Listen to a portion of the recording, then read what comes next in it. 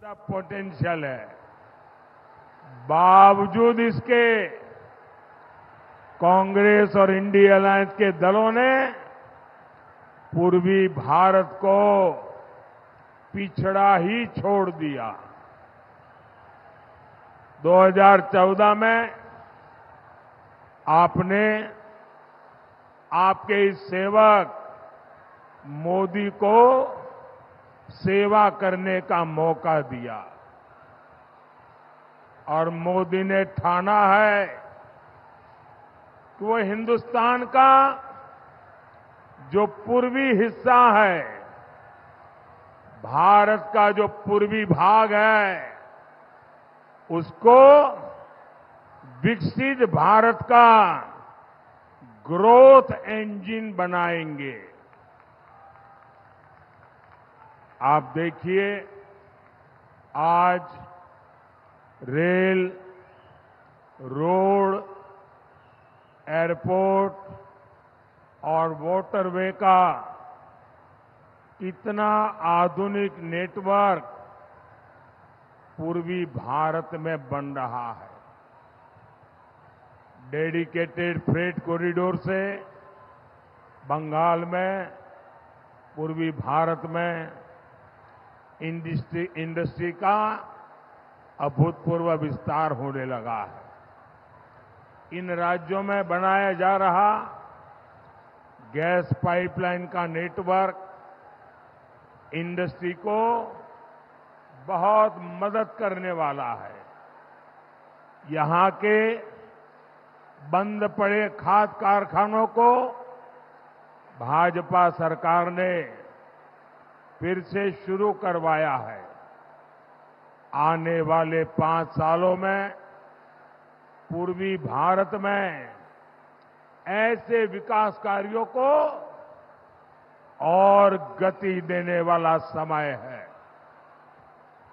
और इसके लिए मुझे आपका आशीर्वाद चाहिए। भाइयों और बहनों,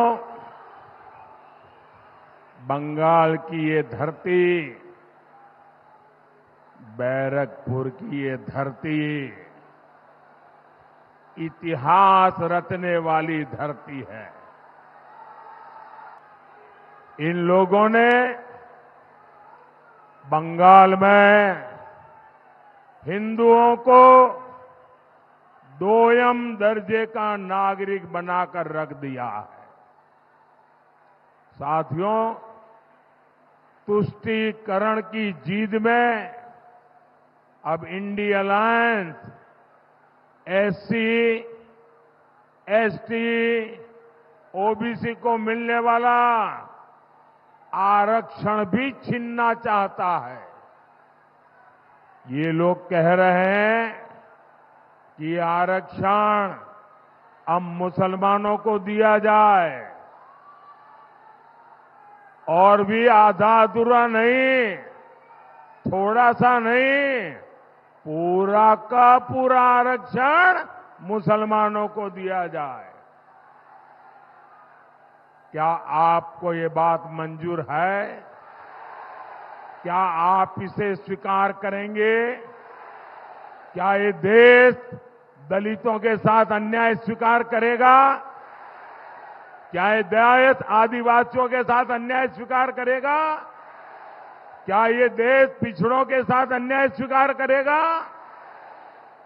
और देखिए, कर्नाटका में तो कांग्रेस ओबीसी को मिलने वाला रिजर्वेशन सारे के सारे मुसलमानों को दे भी चुकी है। इसलिए बंगाल के हमारे भाई बहन, आपको बहुत सतर्क रहने की जरूरत है। साथियों, वोट बैंक की इसी राजनीति ने सीएए जैसे मानवता की रक्षा करने वाले कानून को विलेन बना दिया। रातों रात सीएए कानून तो पीड़ितों को, नागरिकता देने का कानून है।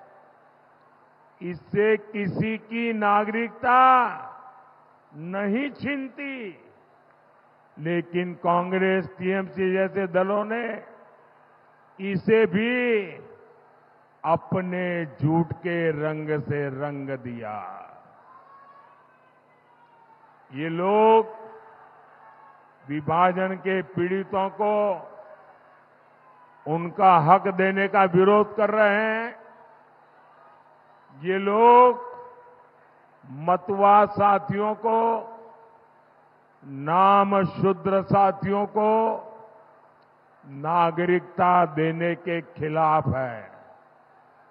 इतना ही नहीं, ये सीएए कानून को खत्म करने तक की बातें कर रहे हैं। लेकिन आज मैं टीएमसी हो या कांग्रेस या फिर इंडिया अलायंस, मैं डंके की चोट पर बंगाल को 5 गारंटी दे रहा हूं।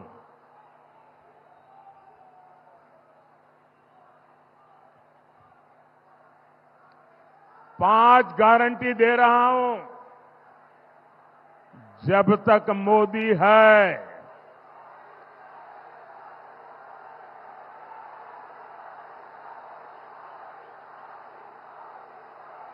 धर्म के आधार पर आरक्षण नहीं दिया जाएगा। दूसरी गारंटी, जब तक मोदी है, एससी, एसटी, ओबीसी का आरक्षण कोई खत्म नहीं कर पाएगा। तीसरी गारंटी, जब तक मोदी है, रामनवमी मनाने से, भगवान राम की पूजा से कोई आपको रोक नहीं पाएगा। चौथी गारंटी, जब तक मोदी है, राम मंदिर पर सुप्रीम कोर्ट का जो फैसला है, उस फैसले को कोई पलट नहीं पाएगा। और पांचवी गारंटी, जब तक मोदी है, सीएए कानून को भी कोई रद्द नहीं कर पाएगा। और आप जानते हैं, मोदी की गारंटी यानी गारंटी पूरा होने की गारंटी।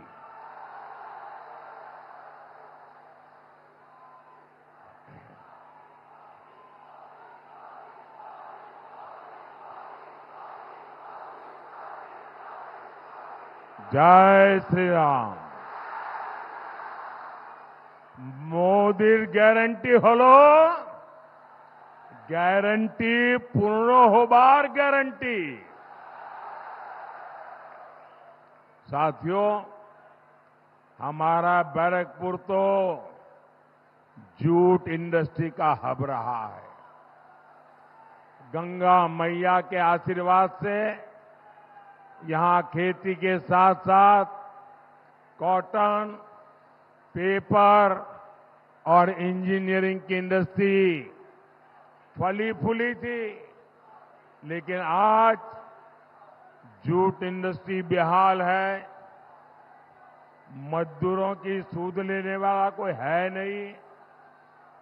ये तब है जब मोदी ने जूट के समर्थन मूल्य में काफी बढ़ोतरी की है। हमने अनाज, चीनी को जूट के बैग में ही पैक करने का नियम बनाया, जिससे जूट किसानों को मदद मिले। लेकिन झूठ की इस धरती पर टीएमसी केवल झूठ बोल रही है। साथियों, टीएमसी जैसी भ्रष्ट पार्टियां हिंदुस्तान के इतिहास में बहुत कम दिखती है। यहां जनता खुद नारे लगा रही है, एक एक नागरिक बोल रहा है, चीख चीख करके जनता बोल रही है, चोर धरो, जेल भरो, चोर धरो, चोर धरो, चोर धरो। यानी चोरों को गिरफ्तार करो और उन्हें जेल में डालो। ये नारा विपक्ष की किसी पार्टी ने नहीं दिया है, ये नारा दिया है बंगाल की जनता ने, आप लोगों ने दिया है।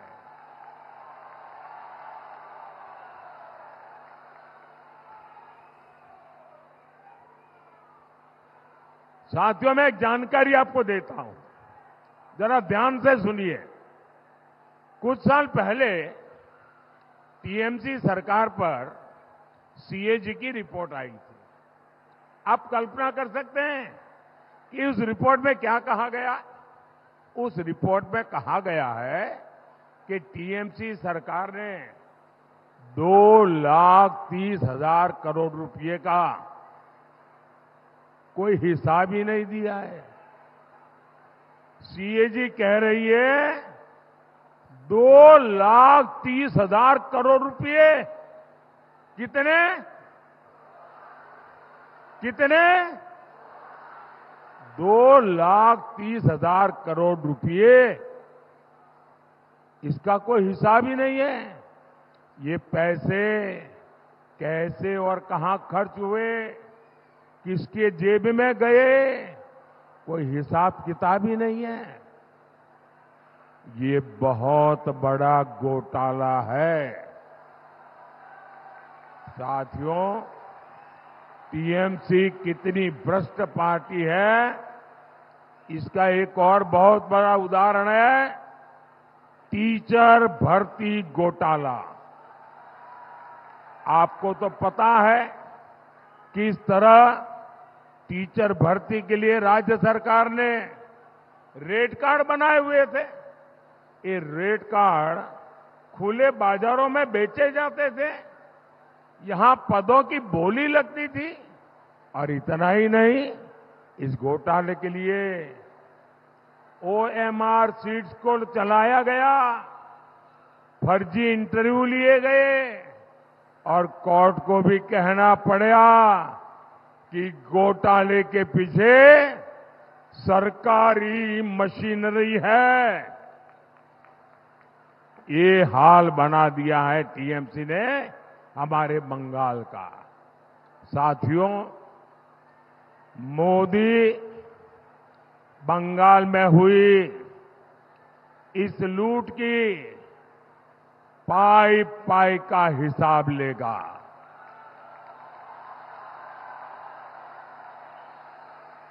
ये जो नोटों के पहाड़ निकल रहे हैं, इन पहाड़ के मालिकों को छोड़ा नहीं जाएगा। मैं भ्रष्टाचार के पीड़ित हर बंगालवासी को कहूंगा, कोई भी भ्रष्टाचारी, कान खोल के सुन लो, ये मोदी है। कोई भी भ्रष्टाचारी बचने वाला नहीं है। और देखिए, ये जो करोड़ों रुपए इनसे बरामद हो रहे हैं, ये पीड़ितों को वापस कैसे मिले, मोदी इसके लिए भी कानूनी रास्ता खोज रहा है। साथियों, टीएमसी सरकार के कुशासन का बहुत बुरा असर हमारी माताओं बहनों पर पड़ा है। हमारे एससी एसटी परिवारों की स्थिति सबसे खराब है। संदेश खाली में क्या हो रहा है, ये पूरा देश देख रहा है। संदेश खाली के गुनहगार को पहले टीएमसी की पुलिस ने बचाया, अब टीएमसी ने एक नया खेल शुरू किया है। टीएमसी के गुंडे संदेश खाली बहनों को डरा रहे हैं, धमका रहे हैं, सिर्फ इसलिए कि अत्याचारी का नाम शाहजहां शेख है। उसके घर से बम बंदूक निकल रहे हैं, लेकिन वोट बैंक को खुश करने के लिए टीएमसी उसको क्लीन चिट दिलवाने में जुटी है। साथियों, विकसित भारत के लिए विकसित बंगाल जरूरी है। यहां किसानों और उद्योगों का उन्नयन जरूरी है। इसके लिए आपको बैरकपुर से अर्जुन सिंह जी को भारी बहुमत से विजयी बना है। कमल छाप पर पड़ा आपका हर वोट सीधा मोदी को पड़ेगा। आपको टीएमसी के गुंडों से डरने की जरूरत नहीं है। भारी मतदान करना है, करेंगे, भारी मतदान करेंगे, हर पोलिंग बूथ जीतेंगे। अच्छा, मेरा एक काम करेंगे, जरा हाथ ऊपर करके बताइए, मेरा काम करेंगे। ज्यादा से ज्यादा परिवारों में जाइए, ज्यादा से ज्यादा लोगों को मिलिए और कहिएगा कि मोदी जी आए थे और मोदी जी ने आपको जय श्री राम कहा है। बोलिए भारत माता की, भारत माता की, भारत माता की। बहुत बहुत धन्यवाद।